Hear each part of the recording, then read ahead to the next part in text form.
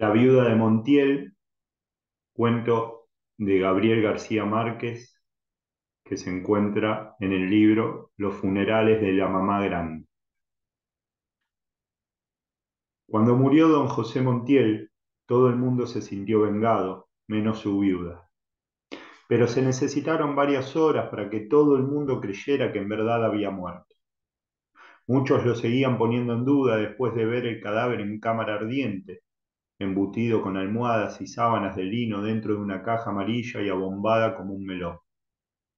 Estaba muy bien afeitado, vestido de blanco y con botas de charol, y tenía tan buen semblante que nunca pareció tan vivo como entonces. Era el mismo don Chepe Montiel de los domingos, oyendo misa de 8, solo que en lugar de la fusta tenía un crucifijo entre las manos. Fue preciso que atornillaran la tapa del ataúd y que lo emparedaran en el aparatoso mausoleo familiar, para que el pueblo entero se convenciera de que no se estaba haciendo el muerto. Después del entierro, lo único que a todos pareció increíble, menos a su viuda, fue que José Montiel hubiera muerto de muerte natural. Mientras todo el mundo esperaba que lo acribillaran por la espalda en una emboscada, su viuda estaba segura de verlo morir de viejo en su cama, confesado y sin agonía, como un santo moderno. Se equivocó apenas en algunos detalles. José Montiel murió en su hamaca un miércoles a las 2 de la tarde, a consecuencia de la rabieta que el médico le había prohibido. Pero su esposa esperaba también que todo el pueblo asistiera al entierro y que la casa fuera pequeña para recibir tantas flores. Sin embargo, solo asistieron sus copartidarios y las congregaciones religiosas y no se recibieron más coronas que las de la administración municipal. Su hijo, desde su puesto consular de Alemania, y sus dos hijas, desde París, mandaron telegramas de 3 páginas. Se veía que los habían redactado de pie con la tinta multitudinaria de la oficina de correos y que habían roto muchos formularios antes de encontrar $20 de palabras. Ninguno prometía regresar. Aquella noche, a los 62 años, mientras lloraba contra la almohada en que recostó la cabeza el hombre que la había hecho feliz, la viuda de Montiel conoció por primera vez el sabor de un resentimiento. Me encerraré para siempre, pensaba. Para mí es como si me hubieran metido en el mismo cajón de José Montiel. No quiero saber nada más de este mundo. Era sincera. Aquella mujer frágil, lacerada por la superstición, casada a los 20 años por voluntad de sus padres con el único pretendiente que le permitieron ver a menos de 10 metros de distancia, no había estado nunca en contacto directo con la realidad. 3 días después de que sacaron de la casa el cadáver de su marido, comprendió a través de las lágrimas que debía reaccionar, pero no pudo encontrar el rumbo de su nueva vida. Era necesario empezar por el principio. Entre los innumerables secretos que José Montiel se había llevado a la tumba, se fue enredada la combinación de la caja fuerte. El alcalde se ocupó del problema. Hizo poner la caja en el patio apoyada al paredón y 2 agentes de la policía dispararon sus fusiles contra la cerradura. Durante toda una mañana, la viuda oyó desde el dormitorio las descargas cerradas y sucesivas ordenadas a gritos por el alcalde. Esto era lo último que faltaba, pensó. 5 años rogando a Dios que se acaben los tiros y ahora tengo que agradecer que disparen dentro de mi casa. Aquel día hizo un esfuerzo de concentración, llamando a la muerte, pero nadie le respondió. Empezaba a dormirse cuando una tremenda explosión sacudió los cimientos de la casa. Habían tenido que dinamitar la caja fuerte. La viuda de Montiel lanzó un suspiro. Octubre se eternizaba con sus lluvias pantanosas y ella se sentía perdida, navegando sin rumbo en la desordenada y fabulosa hacienda de José Montiel. El señor Carmichael, antiguo y diligente servidor de la familia, se había encargado de la administración. Cuando por fin se enfrentó al hecho concreto de que su marido había muerto, la viuda de Montiel salió del dormitorio para ocuparse de la casa. La despojó de todo ornamento, hizo forrar los muebles en colores luctuosos y puso lazos fúnebres en los retratos del muerto que colgaban de las paredes. En 2 meses de encierro había adquirido la costumbre de morderse las uñas. Un día, los ojos enrojecidos e hinchados de tanto llorar, se dio cuenta de que el señor Carmichael entraba a la casa con el paraguas abierto. Cierre ese paraguas, señor Carmichael, le dijo. Después de todas las desgracias que tenemos, solo nos faltaba que usted entrara a la casa con el paraguas abierto. El señor Carmichael puso el paraguas en el rincón. Era un negro viejo de piel lustrosa, vestido de blanco y con pequeñas aberturas hechas a navaja en los zapatos para aliviar la presión de los callos. Es solo mientras se seca. Por primera vez desde que murió su esposo, la viuda abrió la ventana. Tantas desgracias y además este invierno, murmuró mordiéndose las uñas. Parece que no va a escampar nunca. No escampará ni hoy ni mañana, dijo el administrador. Anoche no me dejaron dormir los callos. Ella confiaba en las predicciones atmosféricas de los callos del señor Carmichael.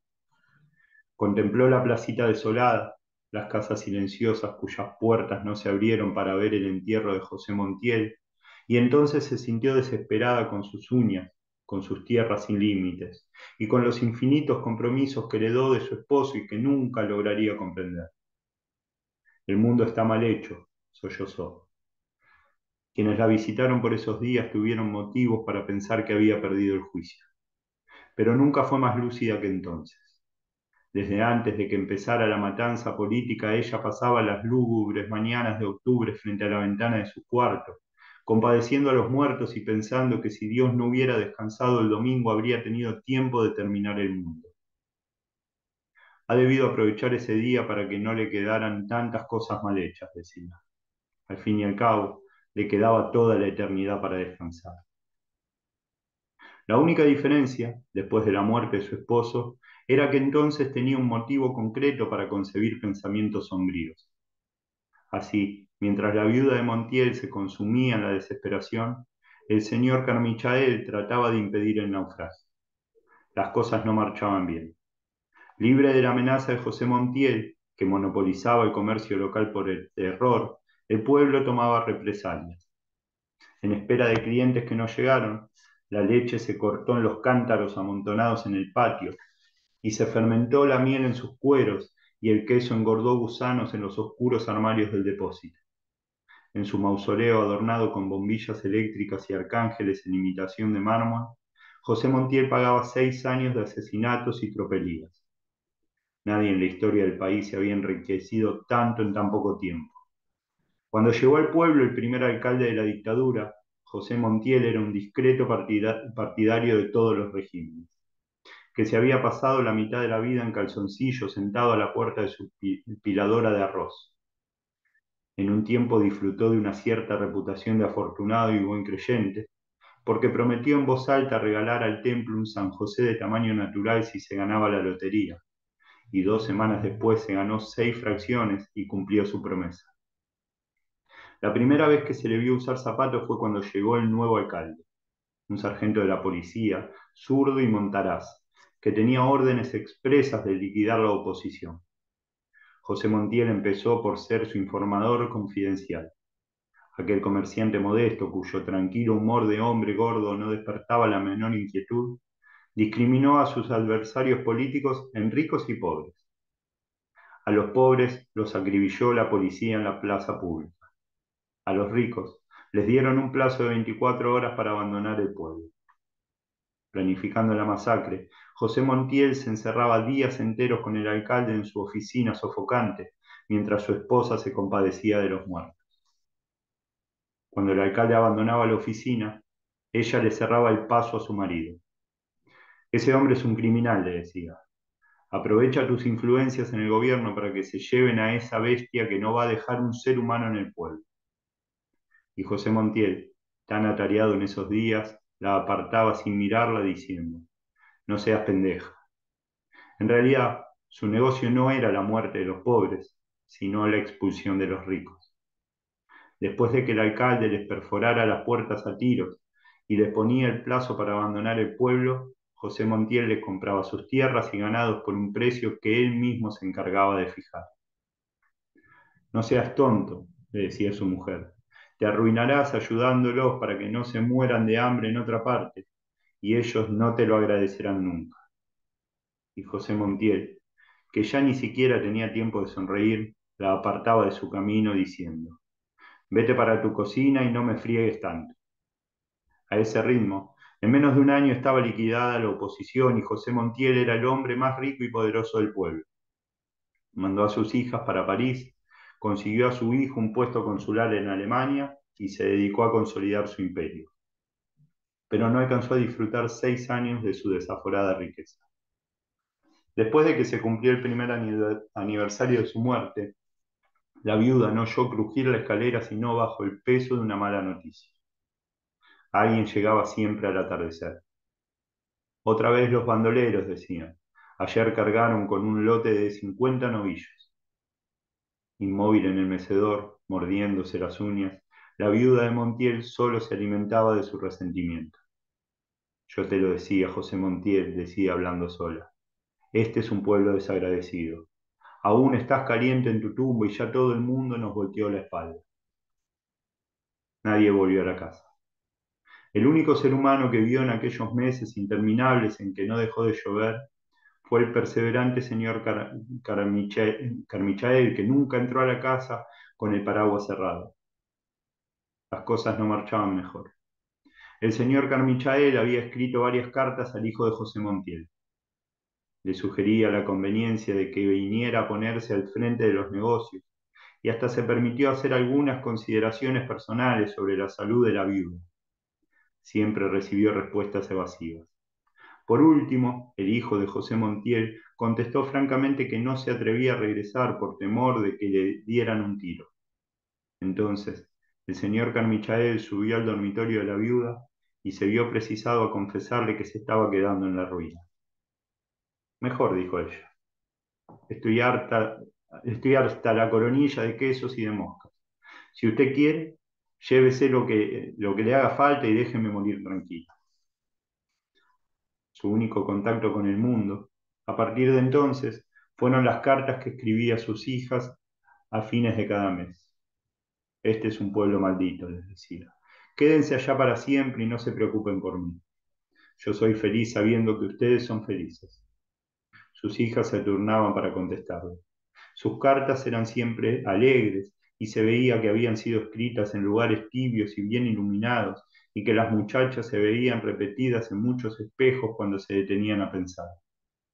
Tampoco ellas querían volver. Esto es la civilización, decía. Allá, en cambio, no es un buen medio para nosotras. Es imposible vivir en un país tan salvaje, donde asesinan a la gente por cuestiones políticas.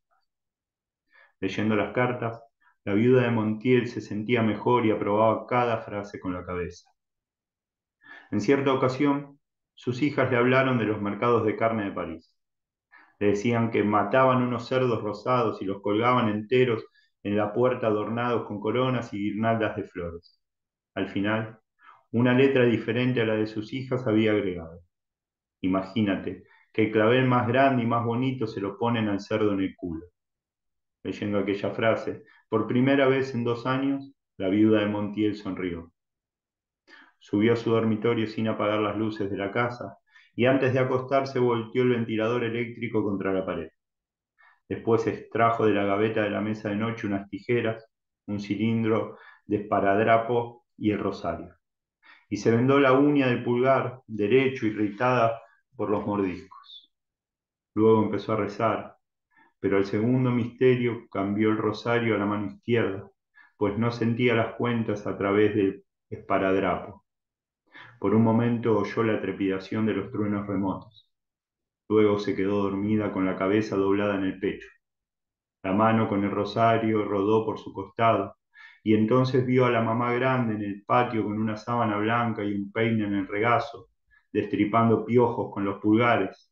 Le preguntó: ¿cuándo me voy a morir? La mamá grande levantó la cabeza: cuando te empiece el cansancio del brazo. La viuda de Montiel, de Gabriel García Márquez.